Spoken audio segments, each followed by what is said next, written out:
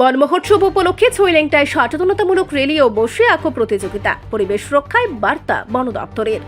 আগামী বন মহোৎসবকে সামনে রেখে ধলাই জেলার লাংতরাইভেলি মহকুমা ছৈলেংটায় সচেতনতামূলক কর্মসূচির আয়োজন করল মনু বন বিভাগ।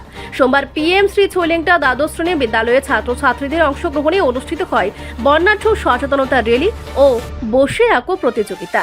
র্যালিতে বন সংরক্ষণ, জীবন বৈচিত্র্য রক্ষা এবং বন্যপ্রাণী সংরক্ষণের বিভিন্ন বার্তা সংবলিত প্লে কার্ড নিয়ে ছৈলেংটা বাজারে বিভিন্ন সড়ক পরিক্রমা করেন শিক্ষার্থীরা। তাদের সঙ্গে অংশ নেন মনু ও ছৈলেংটা বন বিভাগের বনকর্মী, বনমিত্র এবং কর্মকর্তারা। কর্মসূচির মূল লক্ষ্য ছিল পরিবেশ রক্ষা, বনধ্বংস রোধ এবং বেশি করে গাছ লাগানোর বিষয়ে সাধারণ মানুষের মধ্যে সচেতনতা বৃদ্ধি করা।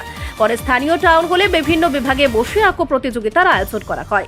অনুষ্ঠানে উপস্থিত ছিলেন মনু বন বিভাগের রেঞ্জ অফিসার বিন্দু ত্রিপুরা, ছৈলেংটা রেঞ্জ অফিসার জ্যোতিষ দেববর্মা সহ বন বিভাগের অন্যান্য কর্মীরা।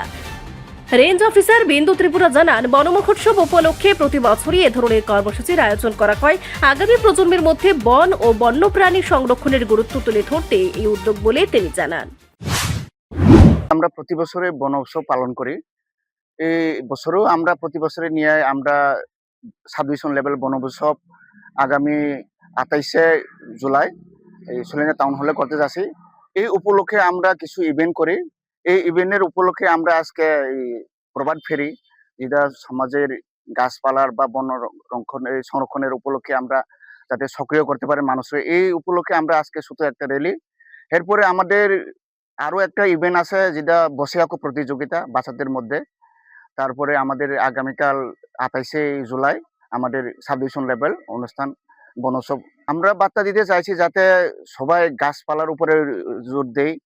গাছ আমাদের জীবন, গাছপালাই ছাড়া আমরা কোনো বাঁচত না, এটাই আমাদের বার্তা।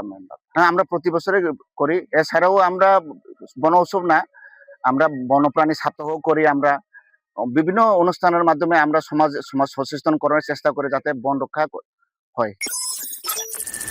রিপোর্ট, সংবাদ প্রতীক্ষা।